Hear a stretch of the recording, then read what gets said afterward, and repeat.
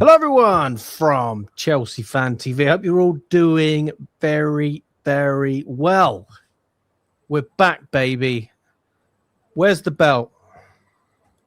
Oh, yeah, you caught me off guard with that one. That's in another room. I can't even front.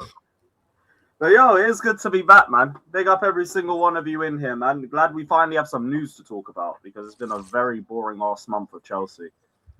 But yeah, how you been, bro? I would have asked you, like, just if we hadn't have had all the news about Xhaka and Gusto and the front of shirt sponsor and everything else that's going on, I would have honestly just said to you, Lewis, well, I'm going to say the same thing now. Like, I've been totally disconnected from Chelsea for a month. And it wasn't like, oh, I was just seeing if any news was popping up or this, that, and the other.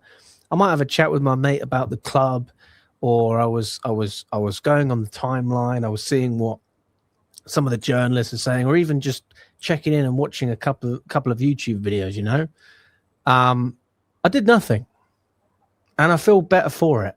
And I did a video the other day, and I said, I'm back. I've had a break. I feel refreshed. If you haven't had a break, you're a better man than me, because it's felt like a break, I'd say. Like, but even football as a whole, though, Lewis, like I haven't wanted to watch football. Like, it's almost traumatizing, you know? It's like when you've been through something and then you see something similar. Oh, football, that doesn't treat me well. I get you. Yeah, but I've been watching England. It does feel like it's been a needed break because, like, with all the lies that we had last year and everything that we've gone through with how the seasons went, I think we've all needed to reset a little bit. So I'm kind of glad that it's been like this for the last month, even if it means content drops a little bit. Sometimes it's worth it if you can keep your sanity a bit more. Mate, it's for me. Right, Mike. My bad. There you go. Mike's back. Yeah, I'll be honest. I don't. Obviously, I'm a little bit different to you because you do YouTube full time, but I'm not built for summer transfer window videos daily. I'm not built for it. But I enjoy making videos, but there's levels to it, and I think that you've got to do. First of all, you've got to enjoy what you do, and second of all, you know, you want it to be decent, don't you? Right? You don't want to just make content for content's sake. Yeah. So, I get you. I haven't really felt like I want to overdo shit either. And with one game a week, like, hinders the amount that you can do in the window anyway. So what have you actually been doing? Just watching World Cup games, that's it? Literally just been World Cup watch-alongs, the odd Chelsea video here and there, or I'll just relax. Like, the heat wave's been brilliant. I've just been out every day enjoying the weather. Oh, you've been enjoying the heat wave? Yeah, everyone hates it, but this is me. This is my climate. This is what I'm used to. Or like what my body feels used to. Like, everyone's been I get it, because I don't think this country's like suited to hot weather. But I am. I know I am. I fucking love it personally.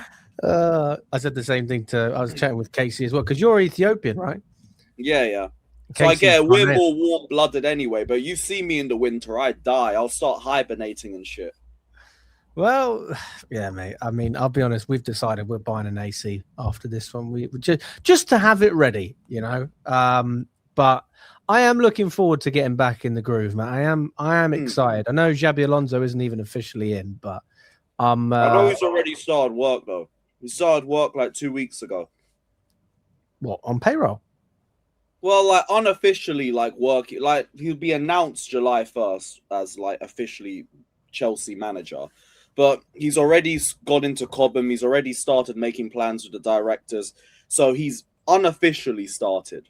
Right. Okay. So he's involved in the club, but he's not necessarily on payroll yet. Not yet. I'm with you. But you know what? Why wouldn't you? Like, you want to do a good job. Of course, you're going to prepare as much as you can. I guess I'd say to you, Lewis, obviously, I've taken a break from Chelsea and football in a lot of ways. I've watched the odd World Cup game, but very rare. How do you feel about Chelsea as a whole? just the same way I felt towards the end of the season. Yeah, there's a bit more of a promise with Xabi Alonso in charge. We're not going to be losing games every week, and we might hit our current cap, which is top 4, for anyone who would prefer that. But same way, you can't escape the failures of last season and just the current state of where we are, which is 10th.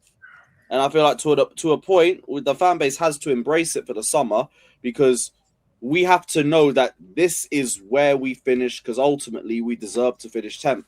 And we need to hold Blueco accountable until we get ourselves back up there. So even though there's glimmers of hope, even though you hear a good rumor here or a good player we're linked with, they're all just steps to me.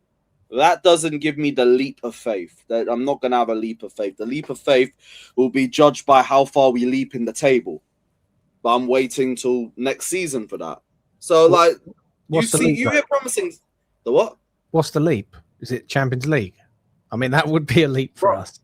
That's the bare minimum leap I expect from us. I mean, I'm not really going to be satisfied with where Chelsea are until we're competing for leagues again. Every season for me, that's the target. Whether the squad's capable of it or not. Because if it's not capable, you failed already. So, game week 1, you've already failed. I have a bit of a thing, which I think we already spoke with on the phone maybe a couple of weeks ago or whenever it was when we last spoke. And we were speaking about basically European football and our, what we wanted from the end of last season, like going into the Sunderland game. How do we look at that match? And I went into it thinking, honest to God, I couldn't give a fuck if we don't get European football. And in a weird way, in a selfish way, as a match-going fan, I'm quite happy. I'm going to save... Saves your pockets, isn't it? I hear it. I'm going to save thousands of pounds.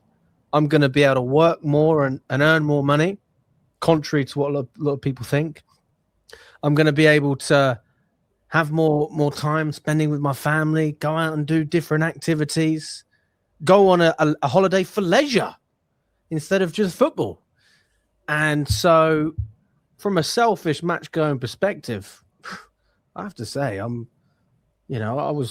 wasn't bothered whatsoever that we didn't get European football. But that was also partly because there's only so many times that you get sort of backhanded before eventually you know it's coming and you're just waiting for it.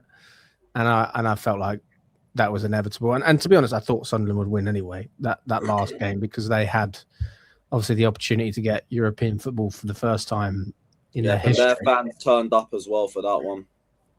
Oh, mate, it was a good atmosphere, and I still had a good day. I ended up seeing my mum not far from Sunderland, and I stayed with Warren as well, who you might have seen on the channel once or twice. But I feel like we saw it differently in terms of what you wanted to get out of it. Like, of course, I appreciate the benefits of European football, but Thursday nights are just so how do you say it? Dead. Yeah, I get it, because you did the whole Conference League run where we were facing Noah and all them other dead rubber games that the team would win playing at 50%, and then furthermore you have to do fan cams after that for an hour and some of the most pointless, irrelevant games going. And honestly, with the way Chelsea have been over the last year, I do not blame any individual for going with their own selfish needs. I don't blame anybody. If you don't want to spend the money on Thursday night football, it's well within your right. If you don't want us dragging up through Thursday, Sunday schedules, because it'd probably be a pain in the ass for you, go do your thing. I hear it. My whole thing was solely I just want to watch Chelsea play more. That was it. But everything is about our own selfish needs for it. Ultimately, we should never be in those sorts of competitions anyway. No. The fact that we've only gone into the Champions League once in Blueco's tenure is an indictment on them. That's on you lot. Even on a football standpoint as well, I know what I was saying was just personal. I actually think, take away the finances, I still think it's beneficial that we're not in Europe. And I think that it gives Xabi Alonso the appropriate amount of rest between games to cement his authority on this team. And we know that we're going to have periods where it's not great. Poch had that. Maresca had that. Everyone has it. All right. It's just a case of how bad it is when you're going through it. But we're going to have periods. But I just think that where this team is at and what we're trying to do, playing 2 games a week is not sustainable mentally for a lot of these guys. And they're just not good enough either to do it week in, week out. And I guess just build on your point and say I think the players are exhausted from 2 seasons back to back, and 1 game a week probably would do them the world of good. I hear it because a lot of these players are now, we're going back to where in the Poch season and everything, where we're just hearing all your players are shit, you finish 10th. Base level analysis like that. All of our players aren't shit. We've got areas that we need to improve. We've got players we need to get rid of. But ultimately, we have a very good midfield. Hato's been a very promising left back for us. We know what the right side situation is with Reece James, Esteval, Cole Palmer there. João Pedro, who's produced stupid numbers in spite of the fact that we finished 10th and look like garbage all season. We have a good squad. It's just a squad that majorly underachieved this season, that has a cap of Champions League football. Like, I think with no transfers right now, we'd go back into Champions League just off 1 game a week. Because it's just Are you including, like, is this prior to Enzo and Cucurella? Obviously. Oh yeah, like the current last season squad, 1 game a week, I think would easily be getting a Champions League place. Easily. And what about now? Well, now the only change has been Cucurella, and we brought in Palestra, who is. Well, we're obviously not going to keep Fernandez either. So let's just play hypothetical. Fernandez goes very likely, and Xhaka comes in. There's got to be more than Xhaka though, because Xhaka's not a number 1 midfield target. The aim is to get Xhaka and Wharton in. As soon as Enzo leaves, the plan is that we go in for Wharton. So if you get him in, lose Enzo, and have Xhaka and Wharton in, yep, absolutely, Champions League. But then, right, okay, let's start off with let's start with Cucurella and Enzo, because that's sort of like, and then we can go into sort of potential targets as well. I just want to say that I'm not surprised whatsoever by this. I'm not shocked, and we spoke about this last season because both players called out the club. Cucurella called out the club, and Enzo Fernandez flirted with Madrid. Yeah. Now, for me, I was always pissed off with Fernandez for that, because that's blatant disloyalty, right? If you're in a relationship and your partner flirts with someone else, that's not acceptable. That's not okay. There's a big difference between you and your partner having disagreements or having, working things out. Maybe she calls you out on your bullshit and flirting with someone else. And that, for me, was the difference with what Cucurella did and what Enzo Fernandez did. What Cucurella tried to do was give these guys a kick up the backside and say, I want to win. I want to be part of Chelsea. And I believe that was the case at the time. But you guys aren't helping me. So something needs to change. I'm not really sure, though, I agree. I think Cucurella handled everything a lot better. Bar those quotes about Enzo that we heard a few days ago. But he's a Madrid player now, so he can. Of course, he wants Enzo. Yeah, but you don't need to be putting pressure on us over a deal that's very likely going to be happening. He didn't need to put his 2 cents into that one. That's why I didn't like him coming out with that. But in terms of everything else, I agree with the way Cucurella handled the exit. I don't know if this was all part of the plan anyway with him, because we know he wanted to go back to Spain and play in his prime. We know that you got given a pay rise a year or 2 ago, but you didn't get given a contract extension with it. It was only a pay rise. And then it makes me wonder, had we have kept Maresca, had we have got Champions League football, would he have still left? Because I still just think he would have wanted to go to Spain and play there in his prime. And we've all known that. He's come out and been honest about that before. So I don't really know with him, because I think any chance of him staying was probably killed off when Maresca left. But part of me thinks he was already thinking about this anyway. We know what the Blue Coat model is. You get to 2 years, you re-sign, or you're being sold. He never got the extension. He only got the pay rise. I think that your point is very fair, and I think that whatever happened when Madrid come calling it's not even a case of loyalty for your club. I think there does come a point where you're like Trent Alexander-Arnold, and Liverpool was always the best club for him. All right, and I'm not saying that was the case for Cucurella, and I'm certainly not saying that's the case for Fernandes. But even when things already seem basically perfect, and you could have a fantastic career at whatever club it is for a long, long time, Madrid is so big that I get it. But I think that it's more obvious with us than with other clubs because of, so like, I don't know, let's say a player's at Man United and then Madrid come calling after what happened with them. I just don't see it happening to the same extent that it would with Chelsea. And that's partly because of where the club is and how much money it can generate and what we can spend. Now, obviously, Chelsea is a club that consumes a lot of cash. It doesn't generate a lot of cash, whereas United is the opposite. It's a cash cow. It's constantly making money. It's churning out big commercial deals. We don't even have a front of shirt sponsor. They're talking about expanding their stadium to almost 100K. We've got a lower stadium capacity than Everton. So different clubs, different situations. I was on the phone earlier with Scott, and we were talking about the front of shirt sponsorship. Obviously, now they've dropped their valuation from 60 million to like 45 or 50. And I was like, you're a bit late for that. I'd be quite happy with done that last year.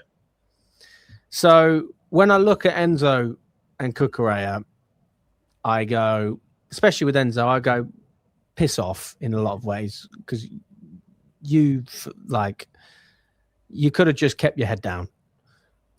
And with Cucurella, I'm a little bit more relaxed because I'm like, you did your bit, you were fantastic, and you didn't flirt with other clubs. It was your dream, all this, that, and the rest of it. But they're both good players. They're both players we're going to miss a lot. Cucurella, for me, what he brought was an energy and a relentlessness on that left-hand side that is going to be very, very difficult to pick up from anyone. And the IQ, because he could play a ton of positions to a good level. We played him at right back at certain points. Well, that was when he came back under Poch, was at right back, because he was playing really poorly for about a year beforehand. And then he came back against Brighton in the Cup, or is in the league, I can't remember. And he was fantastic at right back. And that was what sort of cemented him coming back into the team and then eventually inverting. Yeah, and then Maresca started playing him in like the 10 roles and started playing him as a left winger, and he was still able to get some decent output out of him. That's what I think we will miss.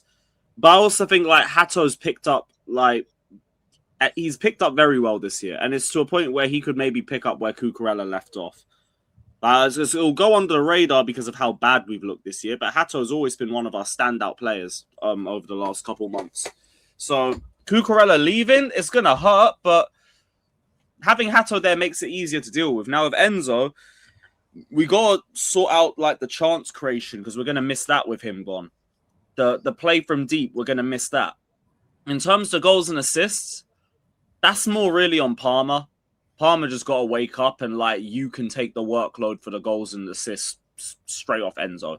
That should have been your job. The fact that Enzo's been our highest goal contributor over the last 2 seasons back to back, that's on you, because you've been out of form those 2 seasons. So Palmer can pick up the goal scoring workload. Someone like Wharton could come in and pick up the deep line playmaking. And then if you have that, then you could kind of like be okay with Enzo going too. But you just have to get the right replacement in. And that right replacement is Adam Wharton. I think the thing with Enzo that always concerned me was balance. And I never felt like we had a good balance in midfield. But you don't mind when the guy's picking up, scoring the winning goal against West Ham, or, running up his GA against other side. You can accept that to an extent. You can. And I think that Enzo was a really good player for us. But I can't sit here and deny that I think he was bang average a lot. I think that's partially because of the way he was asked to play. But, there was a lot of games where, even if we're looking at his biggest strengths, when we thought he was fantastic, like under Potter, he was a deep-lying midfielder, but he wasn't good defensively, and he had no pace. He didn't protect the back line. Then you bring him further up, and he's not as involved with the game. He's constantly giving the ball away. Doesn't really control what's going on in his area. And then Maresca sort of found a good balance. No, he's not. He's not a natural 10. But you're looking at a player, and I'm thinking we've asked him to do a number of different things, and I don't actually think he's been fantastic in any particular position. I think he's been better at certain aspects of being a deep line playmaker and being more of an 8. But nothing goes. It's not like Caicedo when you go, we know where he needs to be. We know what Cucurella is. For Enzo, always I felt like there was something missing, but I mean, we'll see what happens there. Well, it kind of brings us on to what you were saying about Adam Wharton, because the thing is, I'm with you on Adam Wharton, but I'm also looking at Crystal Palace, and we're looking at bringing in their centre back. Is it Lacroix? Yeah. Now, if you're Crystal Palace, why would you sell both of them? Why would you do that? Because you're not even getting that much money for Lacroix based on what I'm seeing. 45 million. It looks too good to be true. Apparently, Palace are saying like they feel confident that they can replace him well, which is fair enough. I mean, you've just lost Mark Gahey, but fair enough. And also, they want someone going the other way. They've had interest in Achimpong for a while. There's interest in Chalobah too. I think there is interest in Delap. So there's like business that can be done on both sides there. But from what I'm hearing, because I've been following Simon Phillips and his reporting on it, we believe we can get both. We believe we could get both across the door. So if you can get that done, go get both those talents, because both of them improve our squad massively. Lacroix has to be a priority. It seems like it. He seems like the number one target in defense, and apparently we don't need to make sales to confirm that one. Yeah, I think that's probably about right. I mean, for whatever little money there is to spend, well, I mean, we're burning through cash. That's where it should be going to. Yeah, there has to be an element of wake up, boys. And it's nice to be fellow. It is refreshing. I mean, I'm obviously not a fan of Blueco, and we were at the protests.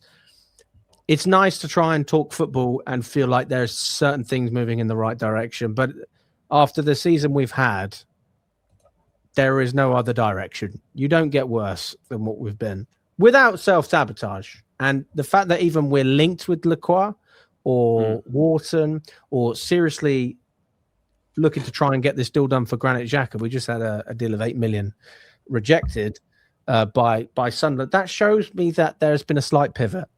And that's always a welcoming thing. Now, whether that's just because Xabi Alonso's coming in and he's not a head coach, he's now a manager, is one thing, or whether that's just because our sporting directors have woken up and gone, we need experience, that's another. But I would look more towards the side of Xabi Alonso and his influence.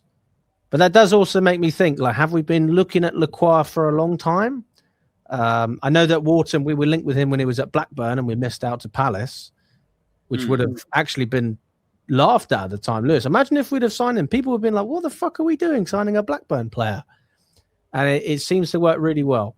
Like, if you're going to try and use the Brighton model, surely you'd be catching players on the cheap and actually developing yourself rather than buying them when they've already been developed. I mean, that kind of defeats the whole point. Yeah, but I think now we finally realize we need to be getting some experience in, which is about enough time. It took you long enough, but I like the fact that we're actually looking for players of a decent age now. Now, I still need to see who gets across the line, because I don't really want to praise just being involved in the conversation. I need you to get players in. But the intent does seem there. We just have to be very smart with like how we use our money, because now we're in a position of sell to buy. Everything's a bit tighter now than what we would expect as Chelsea fans. But the news that we're hearing is relatively promising. But even I need results. I need results. I need players across the line holding the shirt. It's not a Duran thing where, cool, you liked the player, but you never got them. So, but even with the experience, like I'm yet to be convinced. Like, you're telling me we're losing Cuckoo, we're losing Fernandez. They're not old, but they're not young. Yeah, they're like ready-made players. That's what they are. and you're going to replace him with other ready-made players. That's a like for like in terms of age. Okay, maybe you get a year or something. So I'm not impressed by that. Is the quality going to be better? Palestra is not an upgrade on Cucurella. He could be an upgrade on Gusto. We'll see what happens in the coming days with the interest from Man City. Xhaka's not an upgrade on Enzo Fernandez, but he does bring experience and he knows the system, which is important. But let's not forget, Dewsbury Hall brought experience of playing for Enzo Maresca. How did that work out? I'm not sitting here saying it's the same thing, but let's not overhype a situation like signing one player who came and was just at Sunderland and he's going to turn 34 this year. Let's not sit here and act already raging off the fee, which I don't really get. Like, I've seen a lot of outrage tonight over the 8 million transfer fee, but it's like the guy's 33 going on. But when you 30. say outrage, what do you mean? Like people are saying it's disrespectful? Yeah, I don't think it's disrespectful at all. Like, he's 33, 34 years of age, a player that openly wants to join us and has said he will take any contract possible. 8 million ain't insulting. Like, maybe like Sunderland value him more, and I hear all of that. They'll want more money, but even if it's more, like, it would be stupid for them to ask any more than like a 10 million difference, and it's an opening bid. Opening bids never really get accepted. They're just a means to start negotiations officially. 8 million to me is not insulting. I get it. You're going to get that rejected, but it's the opening bid. Why are you getting annoyed about the opening bid? Get annoyed if we stop pushing from then. But it doesn't seem like we're going to stop. Yeah, I saw someone reacting to it, and they made some good points speaking about the opening bid generally is always rejected anyway. And so we probably would have known that it would have been rejected when we went in. But there has to be sort of a middle ground or a max. So I think Sunderland paid 14 million plus like 2 or 3 million in add-ons. So we'll just call it 16, 17. Are we willing to pay anything in and around that mark? I don't think so. I think we'll probably be willing to go to 12 plus maybe 2. And I still think that's a good deal for Sunderland, by the way, because you're not going to get more money for him from anyone else. There just seems to be a particular interest because he's worked with Alonso in the past and because he's so set on this move himself. Like when you've got a player and a club that are that aligned in terms of what they want, you've got every right to try and demand a little bit more money. But I don't know. I'm not sure. I mean, that's going to be a difficult one for Sunderland to replace because he was fantastic for them as well. So I can appreciate that they might not want to lose him and they'd be willing to sell him for nothing because if that's going to give them a chance of staying in the Premier League for another year, but let's not underestimate the fact that Sunderland could still go down. European football is very difficult to sustain for a newly promoted side, and on top of losing your best player and your captain, it's not something that can be guaranteed that they'll have another good year. I get it. But like we gotta be ruthless about this from ourselves. Like we know we know we want the player. We know we've got the resources to get him. But we know Xhaka's desperate for the move too. So yeah, I'm gonna need you to hand in a transfer request if you're that serious about wanting to move back to London. You know this is a great break for you. You know this gives you a chance to work with Xabi Alonso, and maybe you've got a chance of competing for major honours again with us. So hand in a transfer request. You might piss off a fan base, but shit, you'll make another one. No, you should. You should do it. He should do it, and I think he will.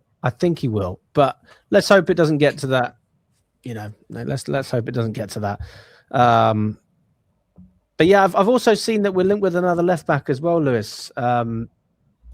Pep Chaviria from Rayo Vallecano. He's 28 years old. Hey, he's not young. But I don't know anything about him, and I have never seen him play. My guess is that he's a left wing back with decent amount of pace. He's happy to run up and down, but that's about as much information as I can give you. Have you got anything for me? Nah, big up to him, man. I've never heard of that name before in my life. Welcome. I ain't had a chance to research him or follow a comp or something. Just, look, big up if you're going to be the depth purchase, but it doesn't even really make sense. With like you have Hato. You've also like what is the point of Barco if this transfer happens? That's what I'm asking because we're already looking Barco plays in the midfield for Strasbourg. But we want to get we already have a Sugo, we already have Lavia, we already have Santos, and the plan is to get Xhaka and Wharton on top of that. Then you're going to be having Hato and potentially this brother as the left back depth. It's just, why are you here? Well, we've got one game a week. Why are you here? So, like, if we get this move, that's the only thing I can say from that. It's just, you're useless. You're just here. In fairness, when you spoke about Lavia and Asuga, I was like, they're not going to be available. They're always injured, from what I've seen. No, Asuga was fit towards the back end of last year. Lavia, I get it. Like, bro, we're still waiting for a full 90. I get it. But Asuga will be around. The problem is, like, there's still so many midfield options already out there. Well, like, Lavia isn't going to get sold this summer. Nobody's going to take the risk on him. We're not going to look to sell Asuga. We might loan him, but we're not going to look to sell him. Santos, if you get the right offer, could leave. I don't really see anyone that's going to come in and put big money down for Santos, though. So, like, this left, unless this guy's really good, and he could be. I know, like, Vallecano reached the Conference League final and all of that. I just don't know anything about this guy.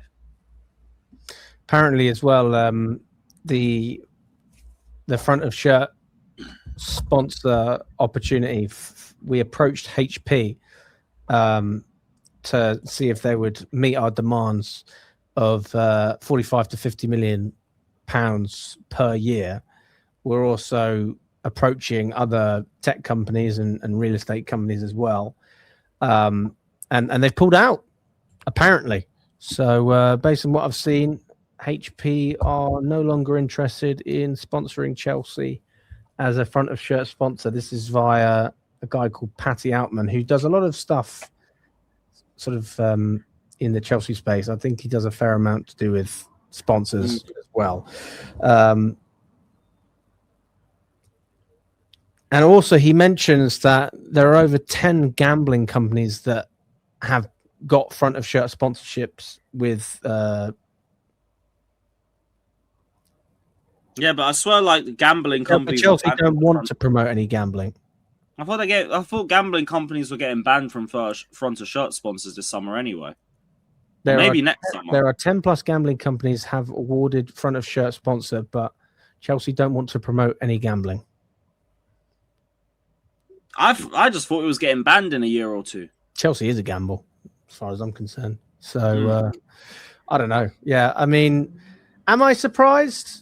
Look, I mean, we would have taken 45, 50 million when we won the Club World Cup. I mean, and then you wonder why we get pissed off when you increase ticket prices and you do all this nonsense. You could have just done the easy thing and made a quick 40 million. You could have done it. It's not 40. You haven't lost money. You haven't lost. Have you seen the TV? Have you seen the other clubs' front of shirt deals? No.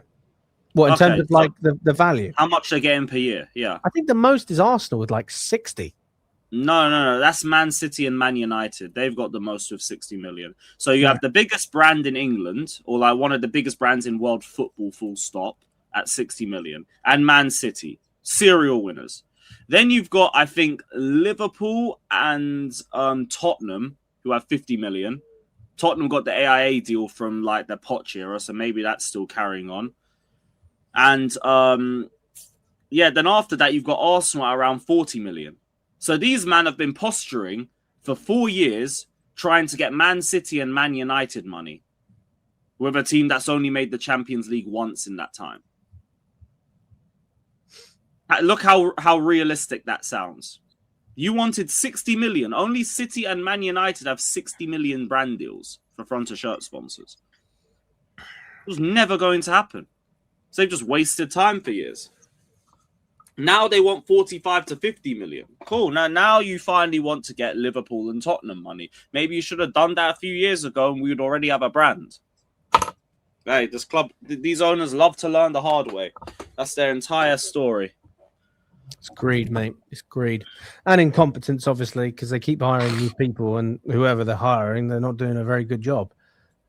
Hence the lack of deals we've got over the line. You would have thought a private equity company would know how to make money, but that's not the case. And it's funny because I speak with people who don't work in football, totally different industries, and they tell me their experiences with private equity. I'm like, that is exactly what we're experiencing with Chelsea. Heartless, only care about money, cutting costs, and all they care about is profits. Like, it's the same story every single time. But yeah, we'll see. I think it's important to note as well that, like, this is why the Xhaka deal, for example, is in my opinion quite a good deal, because even if you're spending 12 million, that's a huge savings based on someone else that you would have paid for, who might end up being a flop anyway and cost you 45 million. You know what you're going to get from Xhaka. You're going to get leadership. You're going to get a player who understands the system. And, you know, I don't think his wage is going to be extortionate either. Maybe 150, something like that. Fair enough. All right. You've established yourself. You've got a lot of value in terms of what you can bring to Xabi Alonso. I think that experience is going to be so... It's not even important. It's necessary. Like, I think that Xhaka deal is... Yeah, that's got to be made a priority. But yeah, we've already agreed a contract with him, and from what I'm seeing, Sunderland are going, we don't want to sell him. We're not interested. Don't bid again. And knowing us, classic. We're going to bid again. Very respectful, very classy as always. And we'll see what happens, mate. But yeah, it's all sort of unfolding at the moment. And just going on what we were talking about with the Real Vallecano defender Charavia, from what is being told to, I think, Bobby Vincent, who is the Mirror, he's not going to be a first choice left back. So Hato would be promoted, and then he'd be the next choice. Yeah, makes sense. That would be that, unless he's some standout player. But we would have heard about him already by now. The thing again, it just leaves Barco a bit obsolete, and that's fine. I mean, if that's the way you view him, but I don't really get the point of it, because ain't Hato meant to be? I mean, what's his name? Fucking Barco meant to be someone that could play left wing back in a back five, because I think that's the way Rosinha was using him when he was at Strasbourg. He was a midfielder. Midfielder. Well, he never played left wing back for them. I think originally he was a left back, but then he got check, converted into a... Because I watched the Strasbourg game against Crystal Palace when Barco played in midfield, and he was unreal. Really good to watch. Great link-up play. Nifty. Very nifty and sharp. And he could pick a predominantly good pass. centre mid with a few left-back appearances last season. And then the season before, a lot more left-back and left-mid performances. Very, very mixed. Like, he played a ton of positions in 24-25. And then 23-24, he was just solely a left-back. Yeah, same again. Left-back, left-mid, left-wing. So he's made his name at Strasbourg as a midfielder. And like, I can only speak to what I've seen, but I've only seen him as a midfielder. And I was impressed. Fair enough. And I was happy with the signing in terms of, you know, I think he's a good player, but I was also pissed off thinking, not another one. You know, come on, guys. Can you at least spread out the flipping players so that, you know, we get him in a couple of years, not straight away. Not to mention we've got Omega who's going to come in from Strasbourg as well. I completely forgot about him. Jackson as well, maybe. I don't know. What a weird squad, man. What a weird squad. He doesn't strike me as someone who's very good at being a backup striker, Jackson. He was barely good being the main striker. No, I feel like we don't give him enough credit for what he did at Chelsea. He was a good player for us.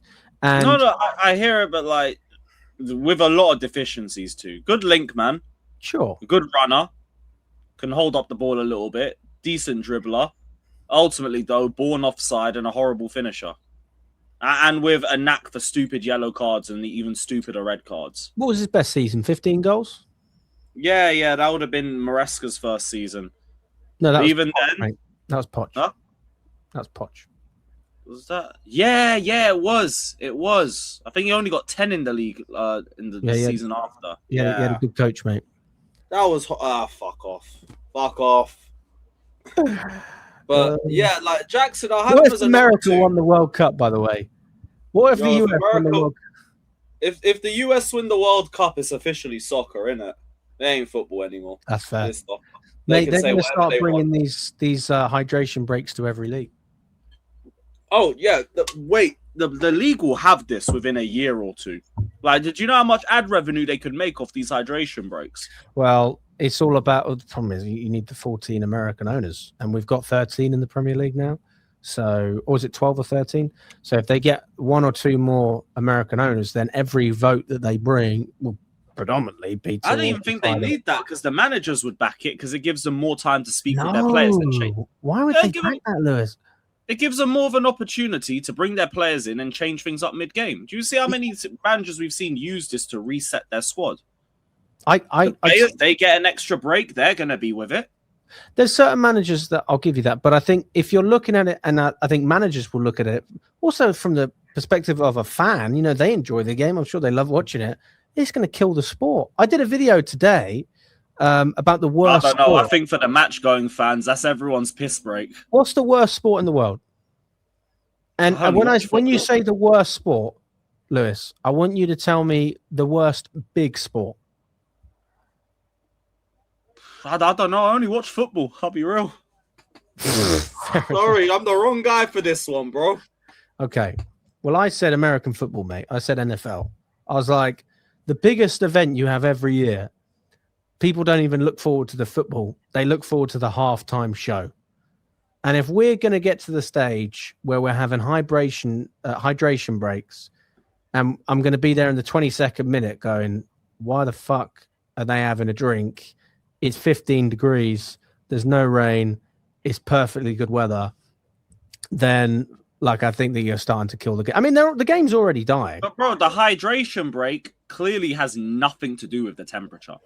It's just the hydration break. We're too accustomed to it only being the case when the temperatures are too hot. These hydration breaks, there's nothing to do with that. It's just for the sake of ads. And that's why I think the Premier League will have it within a year or two's time, because it adds more money into the Premier League. The managers will get another time to work with their squad and change things up if their tactics aren't working. And the players get a little drink break. They'll fucking love that. So I will not be shocked if this isn't in the Premier League in 2 seasons, let alone next season. Nah, man, not for me. Not for me.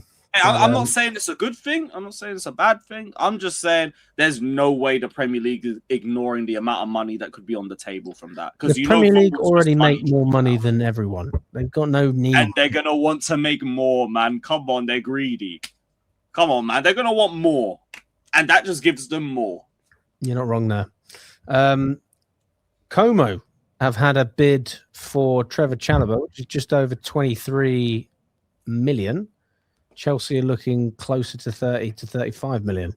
I personally think that Chalobah has always been an underrated centre-back, but I also accept the fact that he's not a starter and I can't count on him for a full season. And if he doesn't have experience and quality next to him, he doesn't play well.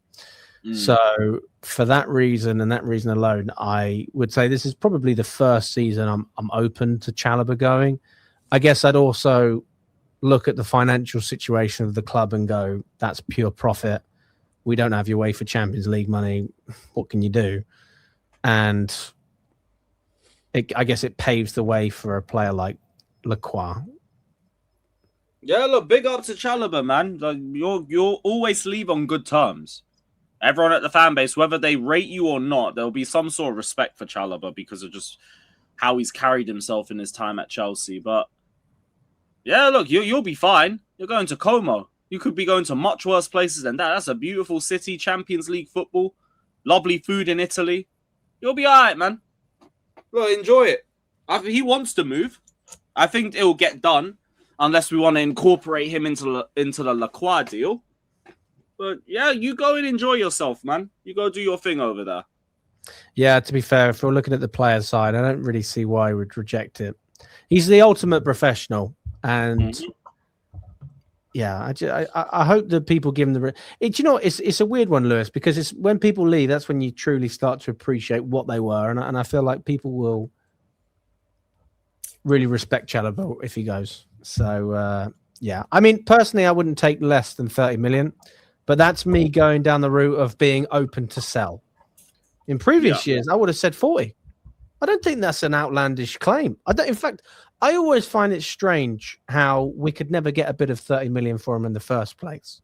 Why was that the case that we were always getting bids around 20, 25 million? Like that was always crazy to me, because this is a guy who won the Super Cup, Club World Cup, had a lot of success under Tuchel when he was playing next to Thiago Silva in a back three, and obviously has a fantastic attitude as well. Yeah, I don't really know, because I don't really know.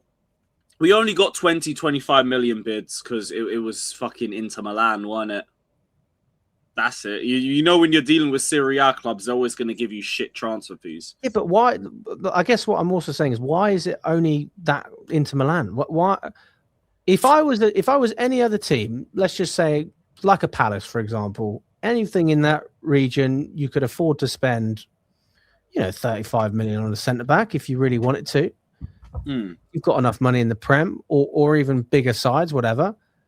Why was it only the Milans that were scraping together a small chunk of money, and that was the only interest we were getting? I always found that really strange.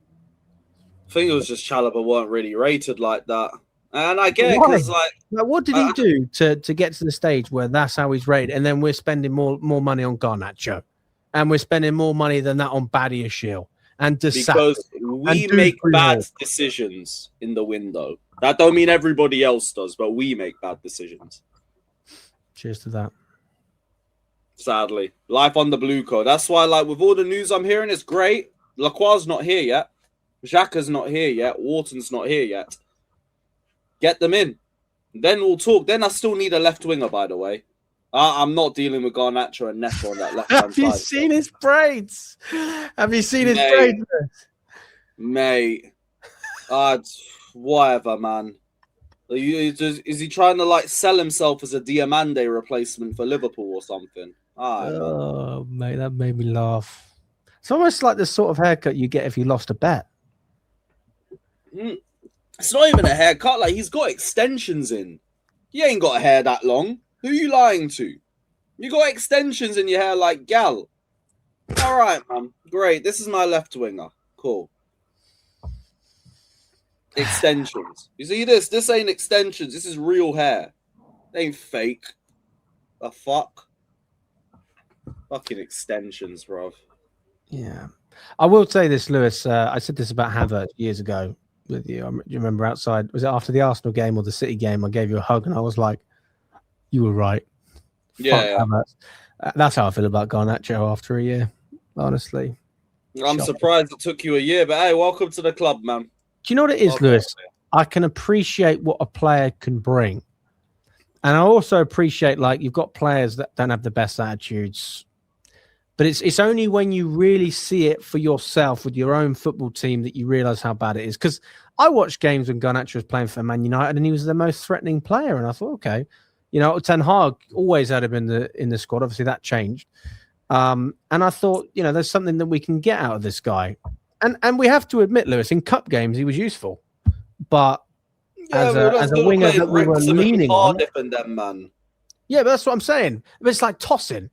Okay, you can play tossing against Noah and these other sides. Even Tosin looks shit against Wrexham. Well, there you go. But that's just where you got to be careful about what you spend. You don't spend 40 million on that. Mm-hmm. You spend 10, 15, 20. Well, Tosin looks like a robbery for free, so I don't even know with Bluco. I'm surprised we haven't had any interest for Tosin, actually. I am not. That brother's on 100k a week. He's fucking garbage. I'm not shocked. You gotta run that contract down. And he's protected because he's fucking City Academy, so Joe Shields is up his arse. Well, stuck with him.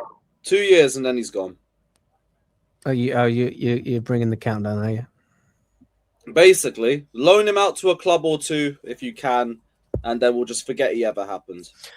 You know who I would never have taken at Chelsea, and still not a massive fan of, but if desperate times come calling, and I to be honest, I don't think that it would ever happen. I'd take Marcus Rashford and maybe a loan for him if That we would can't be get a a permanent last case deal over the line. scenario. I've heard that would be a last case scenario on the left. If Rashford can't find a club and we can't find a left winger, we try and get him in on loan on a Sancho thing. But my thing is, if you're going to do that, just go and buy Rafael Leao, mate. It's the same thing. And one's on a permanent. You might as well just go get him. I don't think Leao's been amazing. I think he's dropped off a bit in the last year or two. But I also do think maybe a fresh change of scenery might change things up for him. Well, he's clearly been thinking about a move, and it's probably not the first time. Because usually when you actually come to a transfer request, it's after a number of years of feeling a certain way. Like I could say that about Enzo Fernandez. Like, of course he wants to leave Chelsea. Like, he's seen some shit. Whereas, Leao has been at Milan for 5-6 years? He's been there for a while. Yeah. In pre-season, he was definitely the most dangerous player because they played against us when Allegri first came in, and obviously Modric was there as well. And I thought Leao was one of their more dangerous players. But it's about the defensive work rate as well. Would I take Leao over Rashford? Yes. But I've never been massively keen on either. But who am I to pick and choose when the decisions we make end up giving me Gittins and Garnacho? And hey, Lewis, let's talk about the positives. They froze season ticket prices. Yeah, good. I mean, they kind of had to. Not a chance he'd raise that after this shit show of a season. Are you going to start coming to games again? Yeah, I'm going to do a few more away games. I feel like I kind of have to. We've missed you, Lewis. We've missed you, mate. I know, but bro, after Maresca left last season, I knew the season was a write-off. At least this time, there's a bit more hope, but I'll probably just do the same amount of games I did last season with maybe a few more aways, and then that would just be me good. Hull away? Oh, fuck no. I've done that. I've checked it off. I don't need to do that again. What? Fuck that. But I'll do Coventry and Ipswich, even though Ipswich is the burner battle for Chelsea. What about Sunderland and Newcastle? Depends on the time. If Newcastle's at a hot time of the year, cool. If it's in winter, get to fuck. Same as Sunderland.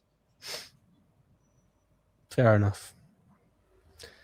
All right. Well, I'll be honest, mate. It's been a good catch-up. It's been nice. Yeah, I felt like this was a video where, obviously, we've addressed a few points. I think the biggest one at the moment is Xhaka, which I guess we're both in agreement that's a good deal if we can make it happening. If we can make it happen. But yeah, it's been slow. It has been slow. But I'd rather it was that way and then we make things happen as opposed to constant rumors and then sweet FA. Yeah. It's been good to hear some news this week, I guess, but I'm just enjoying the break. Just enjoying taking some time off and focusing away from Chelsea, and then we can come back in properly for pre-season after the World Cup's done. Well, as always, Lewis, a pleasure, mate. We'll catch up soon. Big up to everyone that's been watching as well. If you've enjoyed, then smash a like, drop a comment. Let us know if you agree or disagree with anything myself or Lewis has said. Subscribe to Lewis as well, Carefree Lewis G. And we got some more stuff on the way over this season. Lewis is going to be doing another show. So stay tuned and enjoy the rest of your day.